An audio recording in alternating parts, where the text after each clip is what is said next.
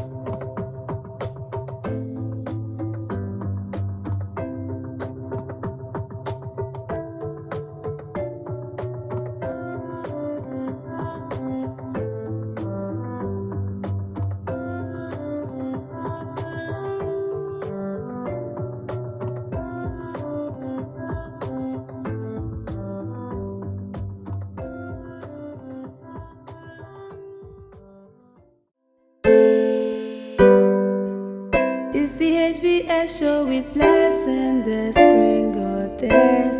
History behind success of your role model. Hello, I am Blessing of Omeo. Join me every Thursday on the program HBS Show, History Behind Success.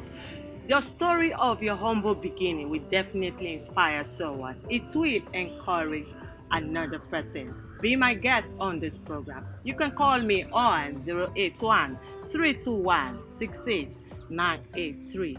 Be my guest on HBS Show. Don't miss it for any reason. It's the HBS Show with lessons, the screen goddess.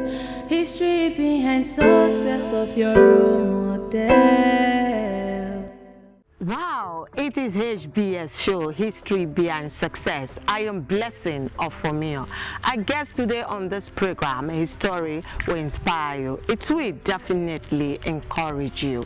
Who is this person? Is a man who started from the humble beginning, a man who makes sure that him and his siblings are comfortable, even where there was nothing for them.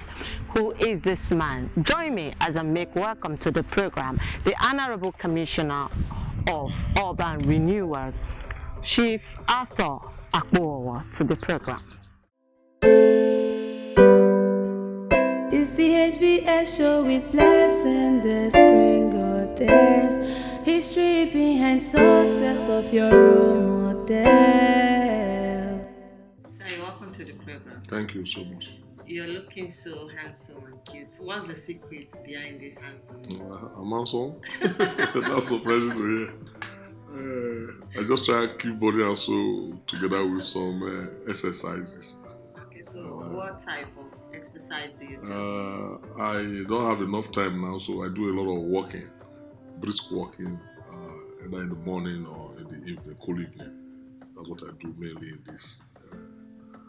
these states, these quarters. Every day? Yeah, I try to do it every day.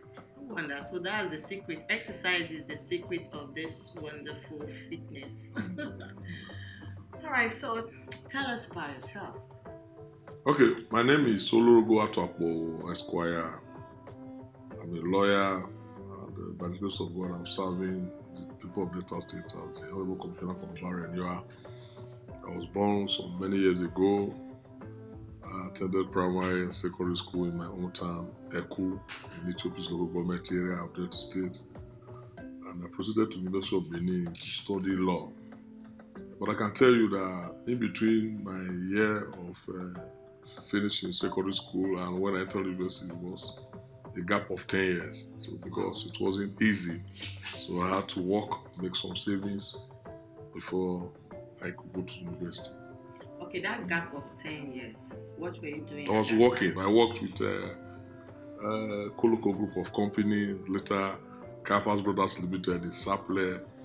I worked in the rubber department. I worked in the summit department of that company for a period of about 9 years before I eventually went to university. During the process of working in this different company, at that time, do you still have the mind of? Yes, my father used to say, "You're my first son. You must go to school." So it rings on my head every time. So while I was working, I was targeting to make enough savings to be able to get higher education, and it was what the experience is more than 1 billion to me, because sometimes at the end of the month you have nothing to save. At the point where we paid 270 naira a month. And I can remember when my salary was increased with a letter to me to 310. That was when I know this expression when they say, "We hope that this increment in your salary will be reciprocated." So that was it then, but we thank God. Okay. So what are your major challenges at that time? Practically, I lost my mother very early in life. I lost her in 1987. It was about 20-something years ago. And I have 4 younger ones. I'm the first.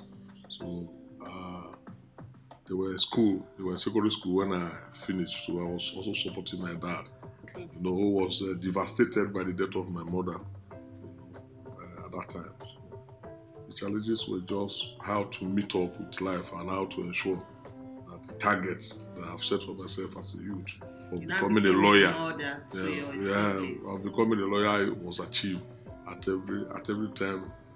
As I was growing up, I was doing all those, doing those jobs. I was occupied.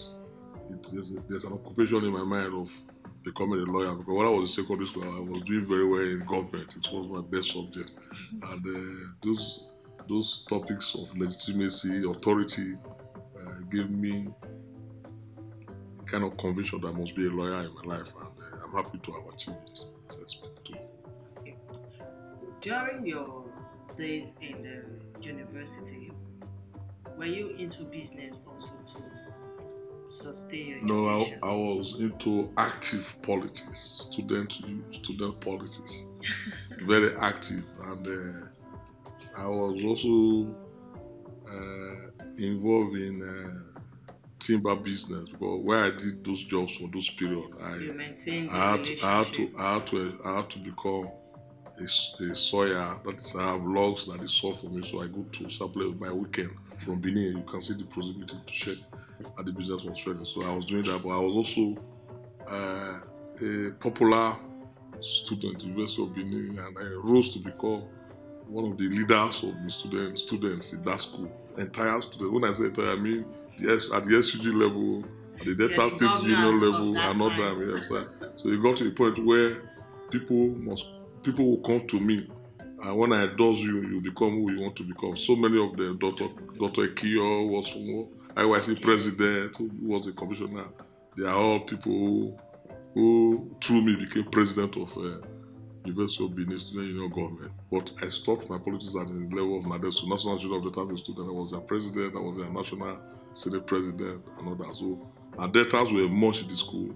Debtors appreciated me. We fought to increase bursary from 500 naira to 5,000 in my time. Wow! So where I was popular, trusted by the students, and whoever I threw my weight behind gets elected into any office. So those are what I achieved in University of Benin. Until tomorrow, anywhere I go, I see people who I don't know. They say, Presido, or this man paid me bursary, this, that, So those are things I did in University of Benin. And that made me to know a lot of politicians, even outside the microcosm of the University of Benin, the larger macrocosm, which is the state. And my relationship with them breeds trust and some level of confidence. So it was easy for me to be assimilated into the larger political space in the state, and even beyond to some extent. So after your graduation, did you get job immediately? Yeah, after I graduated from University of Benin, I went to Nigerian Law School. I passed my bar exams and I was called to bar and I started practicing. That's what I did as soon as I left Nigerian Law School. Practiced law profession with under my principal W.A. Kokifu at Refinery Junction, Efun. That's why I practiced for some years before I was elected youth leader of PDP in 2008. And since then, I have not been in active practice, but I have a law firm and I have juniors in the office right there in Bubede from Delta State. You have passion for people, for making people happy and all that. Why do you really have this keen interest in making people happy? I grew up in a condition of insufficiency, let me use that language, where all your needs, all your wants are not met. A situation of sometimes lack. And I know what it means to lack. I know what it means for you to be looking for maybe little money to travel or do something that is important and you don't have it. So when I see people come to me and ask for favor, or even without asking, if I look at, sometimes I look at people and I just say, you have, what's the problem? What's it in you up? It's part of me. Because I grew among the people. I lived among the people. I'm easily moved by their story. I have passion to ensure. Yes, I have passion to ensure that nobody comes to me with a problem and goes back home disappointed. It's either I have physical cash or anything to give to you, or I will cancel you. And nobody has come to me to express one request or the other and I turn the person down. It's either I have to provide or have words of encouragement for that person. I can tell you there are a lot of lawyers today who sees me already say, if not for this guy, I will not go law school. The issue is that it's not that I've paid their school fees, but sometimes they come to me and say, this is their condition right now. They need about 400,000 to pay their fees. They need this, they need that. They don't have. I will say, I don't have, but I can support you now to go to the school. But this is what you would do, and you get the money that you require if you are humble. And a lot of them have become lawyers to the court, to the Nigerian bar, because of such little advice. So it is a passion because I don't want people around me to be sad. I try to make everybody happy, but the means might not just be there. But if you are bold enough to approach me, if I can't give you, I will give you a solution, or I'll give you an advice that will there must be something. There must be something you get.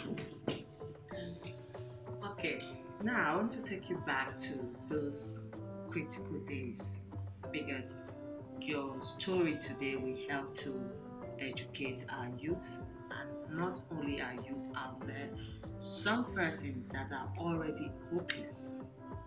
Now, during your time of challenges, there's no enough to eat, and I believe most times you went to bed without food. It's not that bad. I used to hustle, so I can't be hungry. I can be lacking in other necessities of life, but not food. So food was available because we used to go to farm. Okay. And every day when we come from school, we must go to farm. You close by 2, get to the house, rush something to eat. Either you eat yam, or you just so garagrado. Then you move to the farm. It's either to harvest cassava or to weed or to do something. You must go to the farm. It's compulsory for us. So tomorrow I tell my people when I go to the village, I go to a choir. Why is it that nobody follows their parents to farm? You prefer to sit down. So we're not doing that. I didn't have that luxury. When I come from school, I must go to farm. Monday to Friday. Saturday is even in the morning. Then you close maybe very late in the evening, or Sunday you go to church. Those was the routine. Maybe because my father brought me to Eku to stay with his younger sister. My father was in Ore at the time, working with UAC. And I was speaking Yoruba very fluently, even writing Yoruba in my primary school. So I think he was uncomfortable with the Yoruba that we're speaking at home. You can't speak your language. I can't speak my language very fluently. So he decided to say, me and my sister, we must move home. So he brought us to live with my auntie, his younger sister. And so those hard times, those difficult times, those times where you come from school, you go to farm, you don't have any time to even play around or whatever, has made me what I am. But if I were in my mother's house, I know how she carries me like, hey, I first saw. Nobody shouts for me in my house where my mother was there. But when I moved to my auntie's house, just because my father wanted us to speak Yoruba, which I'm happy today that I can speak it in the best form of it and even make parable with it. Maybe by today I will have a feeling bad as I'm speaking Yoruba. I can't speak my language, But so apart from that, those, let me call it, those art training, those course that were difficult for me to have done in my mother's house, I did them with my auntie, and they have made me to be strong, independent, strong-willed. I can face any challenge. I don't believe there's any obstacle on my way. If the will is there, I will cross the obstacle. So those were, but for food, no, because we either get corn, fresh corn from the farm, or groundnut, or we bring yam, or there's a particular cocoyam, or you get a particular cassava which is eatable. You boil it like yam, we call it a cornet. Yes, a lot of food, because if you are into farming, you can't really go hungry, but you could be lacking in some modern necessities of life. You know what I mean? Maybe you want to write an exam, you want to do scholarship program exam, or you don't have the money. Yes, those ones could be there. But food, it was nothing. It's available. You get them raw, fresh, or you get them from the farm. All right. In case you're just joining us, it is HBS Show, History Behind Success. And our guest on this program is the Honorable Commissioner for Urban Renewal in Delta State, the person of Chief Arthur Akpowo. Sit back with the right. It's the HBS Show with lesson the screen goddess. History behind success of your role model. Hello, I am Blessing Ofomio. Join me every Thursday on the program HBS Show, History Behind Success. The story of your humble beginning will definitely inspire someone. It will encourage another person. Be my guest on this program. You can call me on 081-321-68983. Be my guest on HBS Show. Don't miss it for any reason.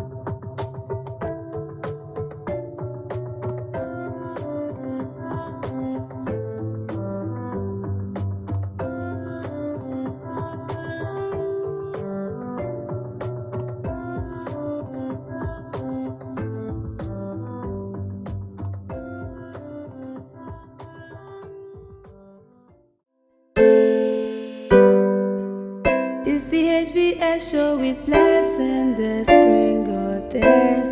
History behind success of your role model. Good to know that you're still there. You're still on the program, HBS Show, History Behind Success. And our guest on the program is the Honorable Commissioner of Urban Renewal in Delta State, the person of Chief Arthur Akpo. So, sir, tell us what gave you passion into politics. Is it because you were student leader when you were in the university? Okay, before I went to the university, I'm a friendly person. I have a lot of friends, even in my secondary school days, primary school, secondary school days. And like I said, there's no topic you will bring that would not be able to give you a guide.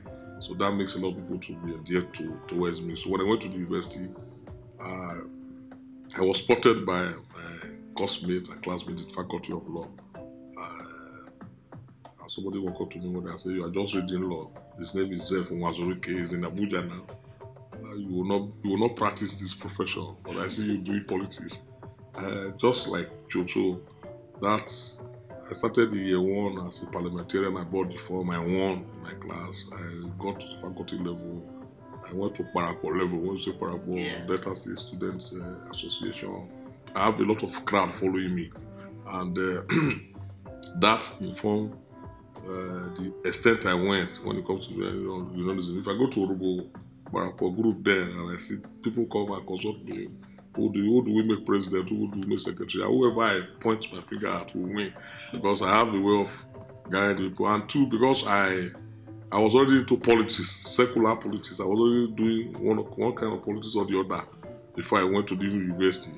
I'm able to bring their demands and needs to some people who are big men. I don't want to mention their names now in the political space to say, how can you be paying the student 500 naira a month, a year? And you call it scholarship as bursary. So at the end of bursary scholarship, and at the end of the day, those increment came like a surprise package to Delta and University. So people see me as a liberator, somebody who can go, you can go and fight and get results without even using any form of violence or protest.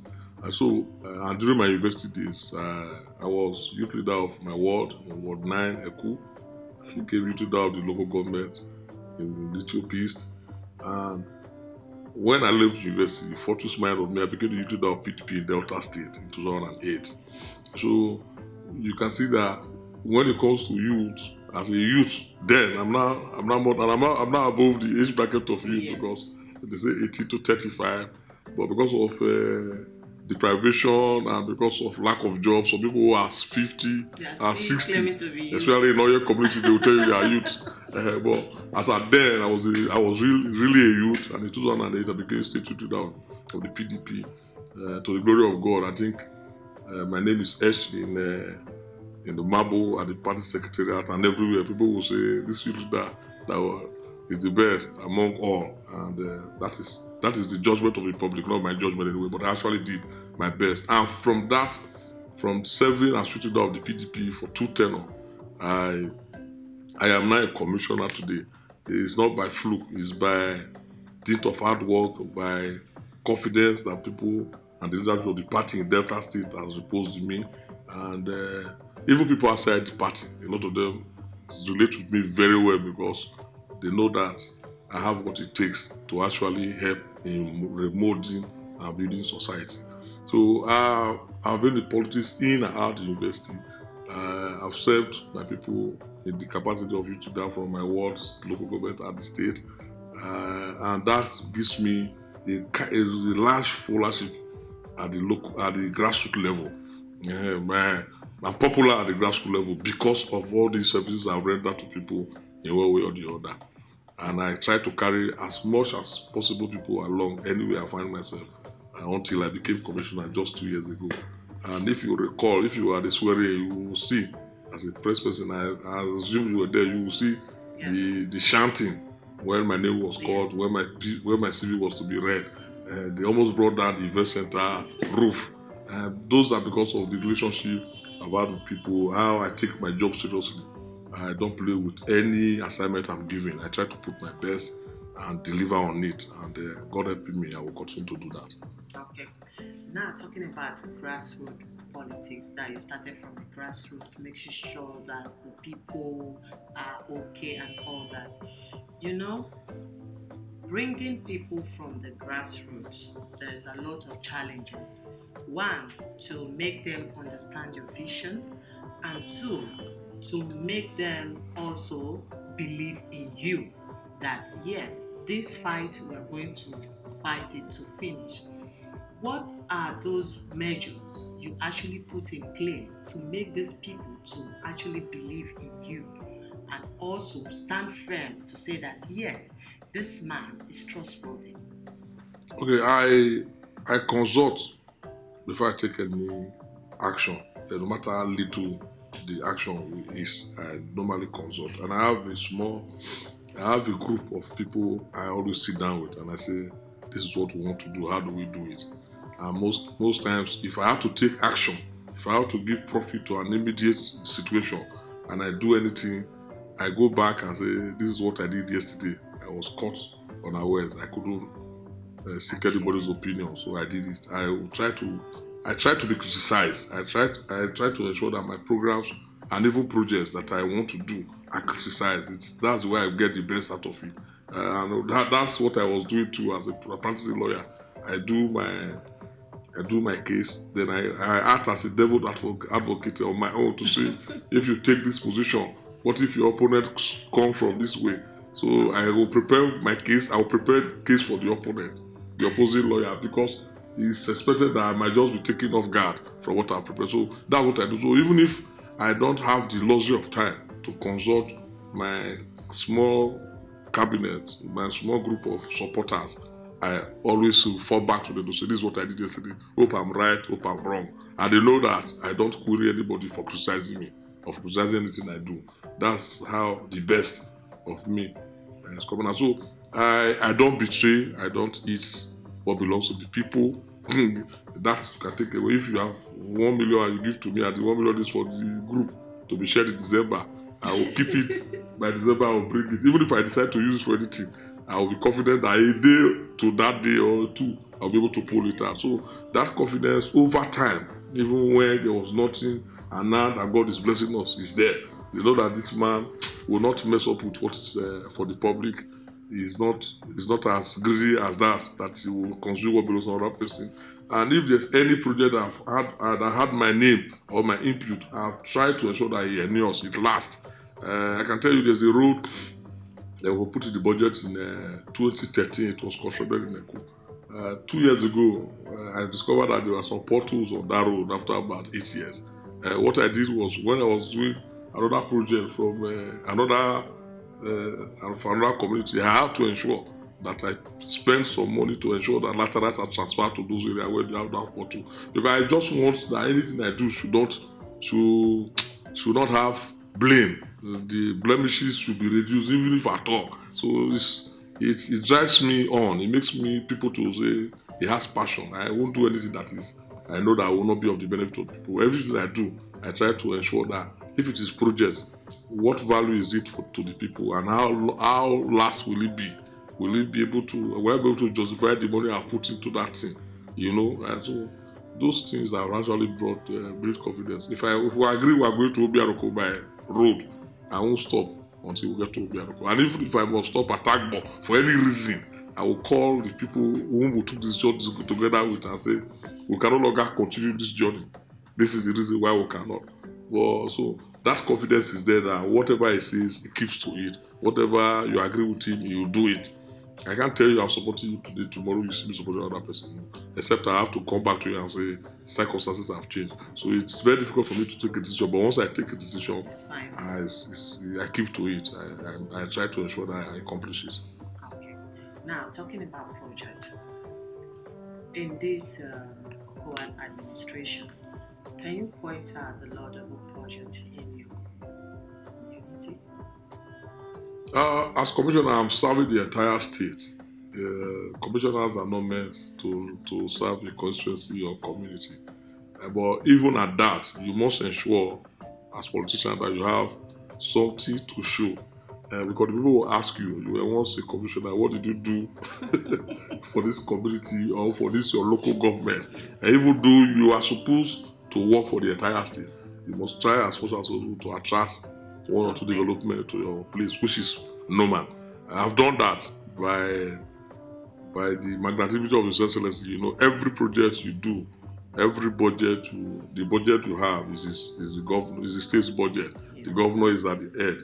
He gives approval. So by his magnanimity, we have been able to approve some projects for me that I've done in my community and in my local government, just like I'm also doing in other parts of the state. All right. Just before we go, an handsome man like you, I know in your youthful age, you are more handsome more than this. You understand? And there'll be a lot of ladies playing around you to become Mrs. Akbowo and all that. So how were you able to choose your wife? Okay, I'm married for 17 years now. Wow. And I married, do I say not too early, but early, kind of. Not too early, because maybe. And I met my wife in the University of Benin. So I can say that for the past 70 years, we have been together. We have kids already growing up. One of them is entering university next year. So it has been God's grace all the way. So my advice to people, hold on. We just want to know the approach you use. How did you toast your wife? I want to hear that part. Not toasting anyway. There's what we call consensus added them. You know, they say there's a meeting of the mind. We met without any intention to shake. She came to look for something, a book. As a junior class person, she was looking for a textbook called Law of Thought. The Law of Thought, somebody told her, I have it. That go to that hostel, when off-key, Kusudi, precisely there, he will give you the book. He has it. So he came and I gave her the book and she went, used it after 2 days after the attest. He returned my Law of Thought to me. I was trying to be friendly with me and me too. I was very busy, I'm a very busy person. Like I told you, I must be in one meeting or the other, even in the school events at the university level. So, but over time we became friends, and without usual shaking, toasting, we became friends. We started talking deeply. In fact, it was a divine arrangement that we will marry, and that's just all. And I had no money. I graduated. I was just a fresh graduate.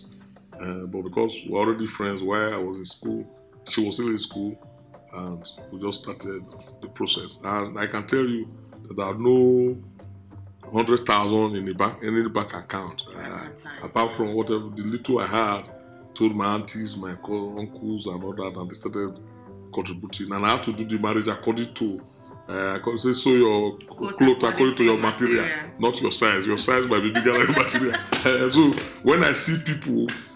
Today, I tell people when they come and say they want to do marriage, they have this, they plan this, they plan. I tell them, you don't need all these things because it's what you have.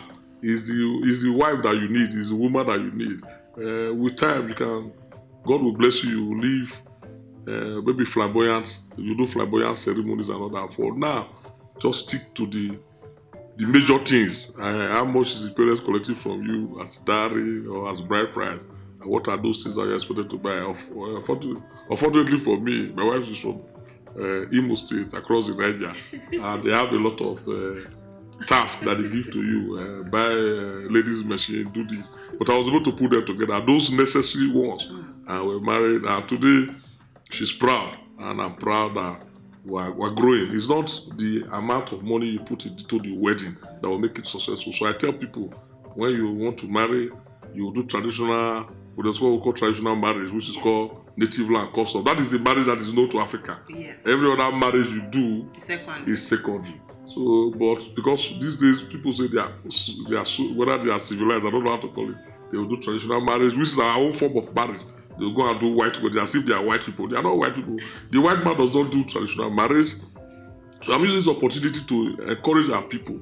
We have a way we contract our marriage in Africa, in Nigeria. It is your parents or family going to the family of the girl you are interested in, telling them, this is our son, saw something here that is good, he wants to take it. The family is okay, bring 2 bottles water, 10 jerrycan of ogogoro, red oil. Then 2,000, you go and pay. When you do that, you are married. All these surpluses that makes people to go and look for money by all means, do all sorts of things. Even girls going to meet men who are their friends the day to their marriage just to get money. They are not important. They are not necessary. Go to rent a hall of 500,000. Those are not the kind of marriages where our parents are used to in Africa. And we must keep and preserve our culture. The white man has taken everything away from us, including our sense, that we must do what they do. When they don't do what we do, they don't do traditional marriage. When you do traditional marriage, you are married. Any other thing you go and do in church is just surpluses. So today, I keep guarding myself. I'm a lawyer. My wife is a lawyer. So it's not a case of marriages of 2 blind people. At least we all did the course called family law.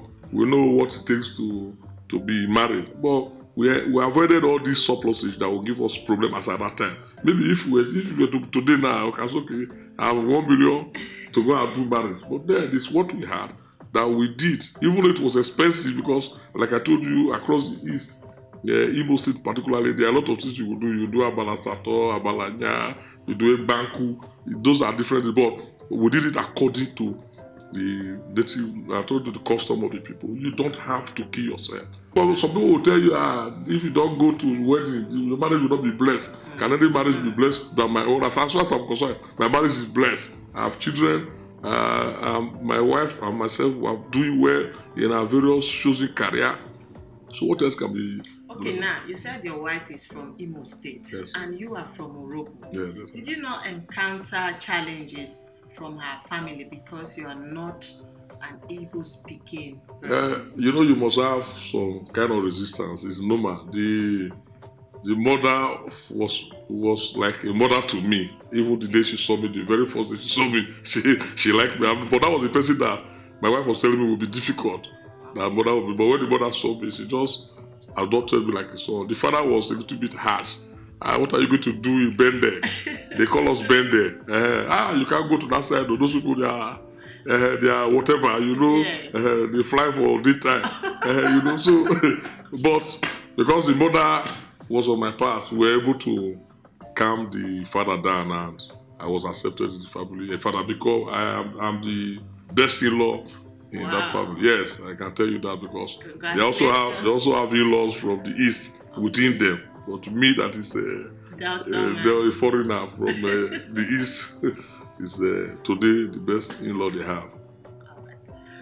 So before we go, I want you to speak a word of advice to our youth out there. Yes, there's no white-collar job as it used to be in Nigeria now. And we have a lot of graduates or grad without job.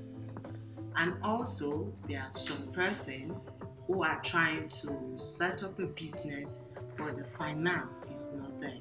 They are hopeless, They just need a word of encouragement to push them to success. When there is a will, there will be a way. Before our time, before our secondary school days in the 80s, early 80s, when we went to secondary school, we used to see people who just graduated a year from class 5. Then it was not, class 5 was the last class in secondary school. They just graduate and they come straight into the system to teach, because there was scarcity of educated people at the college of education and university level. So once you finish secondary school, you become automatic teacher. You teach. When they got to our turn, when we finish in the late 80s, when we finished secondary school, we couldn't have such opportunity. But we did not sit at home and say we will not do anything because there's no job. That's why I told you I work in the Sombe, I work in rubber factory in Koloko group of company. My name is there. You can go and find out in the where Saple. Now, There are a lot of people in my set who didn't go out from the village to go and look for any kind of job. They were lazy, staying with their parents and all that. Today, when they see me, they know that I have grown because I took a decision to move out of the comfort zone where I could sit down in the morning, eat breakfast, lunch, and dinner, and go and I went to hustle. I didn't stop there. As I was hustling, I was also writing exams, and I furthered my education. So that's why I say if there's a will, there will be a way. Now, there is population surge. Nigeria from maybe 10 million, 20 million population, we are now 200 million. The jobs are not there. So you must carve out something for yourself to survive. You don't need to wait for white collar job to survive. I didn't do white collar job before I went to the university. And when I went to university, I took my time to study something I can practice, like as a lawyer, and I practiced my profession before I was fully absorbed into the political system. So my advice is that find something to do at every particular point in time. It must not be what you want, but at least get yourself busy. Today, His Excellency the Governor started with prosperity, smart agenda, now stronger data. He has a series of programs that is meant to take the youth, the unemployed from the streets. Last 2 weeks, we did just girl entrepreneurship, girl child program, where now people were absorbed into training. I was shocked when I heard that 20,000, something people, ladies of 18, between 18 to 30 applied. I was shocked when I heard 20,000 plus some numbers, applied. And at the end of the day, 5,000 were shortlisted. Out of that 5,000, 900 came out successful. I was moved to almost shedding tears in the hall because I'm surprised that if in Delta we have age bracket of 18 to 30 running to 20,000 applying for this jest. And His Excellency's magnanimity from 450 last year, the increased number to 900 this year. I told myself this is also insufficient, even with the 100% increase. And thank God that day, it's like it was reading my mind. He increased the number again. He promised to increase the number again to 1,350, which added another 450 to it by next year. But we need to do more. But those programs are just meant. That's just one in a series of other programs. There's RISA, there's JISA, that is RISA is Rural Youth Skill Acquisition. There's JISA, Graduate Youth Skill Acquisition. There's YAGEP, there's YAGEP is agricultural. That is under the Office of Job and Wealth Creation. There is a lot of programs that this government, headed by Senator Dr. Ifeanyi Dokowa, has put in place to take out our youth from the streets, to get them meaningfully employed. And I urge them, anytime they see the advert, they should apply. For those who call me and say, I've applied for this, I try to also reach out to the office and see if they are qualified, to say that they are taking, if they are qualified. Those are ways, gentle ways, reduce the unemployment. But for those who don't have such a policy, they should get themselves. Their hand is something doing, no matter how little. There's something you can do in your environment. Just look around. There must be something you can do to survive. Don't just sit down. So that's what I mean. I capture that when there's a will, there will be a way. The population growth is high. The jobs are not there. We are praying that government will continue to provide the enabling environment for people, for businesses to thrive. Well, government alone cannot employ all these people.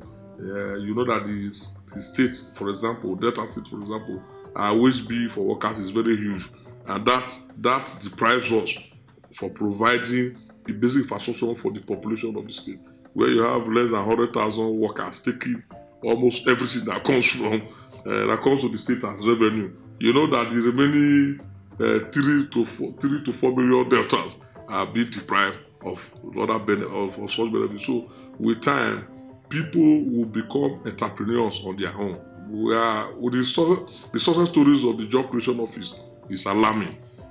There was a lady last year who had equipment for sewing. She has employed 7 persons within the last 1 year. Those are the kind of things we want to see. The people who are into fish farming are expanding and employing people. These things are not automatic. Over time, you will see that the government of Delta State under the Ifeanyi Dokowa administration has laid the proper foundation for entrepreneurship in the state. That is why we have won the CBN award for the past years under him. consecutively because it is real. It's not imaginary. Those things are displayed and given to people. For those who are selling their fowl feeds and all that, who are also maybe rearing of chickens and all that, we have advised them not to sell, because when you sell what is given to you for your own empowerment, you are selling your future. Exactly. You are selling your because future. Most of them, they do sell. Yes. When they give them, they go and sell. To me, those are people who doesn't want to live life. You must make do with. In fact, the Bible says, "Do not despise the little beginning." Anything that you can lay your hands on, do it, because the Bible says, "I shall bless the work of your hand." Nobody will bless you when you are not doing anything. So my challenge to them is they should find something to do at every particular point in time to survive the immediate situation where they find themselves until they get a better one. Thank you so much for your time on this program. We have come to the end of the program HBS Show. No doubt you had a short time with our guest, Chief Ato Akpo. In his advice, he said, move out from that comfort zone, create something for yourself. You need to do something. Stop blaming the government. Just get something to do and be happy again. I am blessing of me. We'll do it again next week. And don't forget to watch us on our YouTube channel, HBS Show. It's blessing. It's the HBS Show with Blessing, the screen goddess. History behind success of your role model. Hello, I am Blessing of Omeo. Join me every Thursday on the program HBS Show, History Behind Success. The story of your humble beginning will definitely inspire someone. It will encourage another person. Be my guest on this program. You can call me on 081-321-68983. Be my guest on HBS Show. Don't miss it for any reason. Forget yesterday when they saw me as nothing. No one knows tomorrow.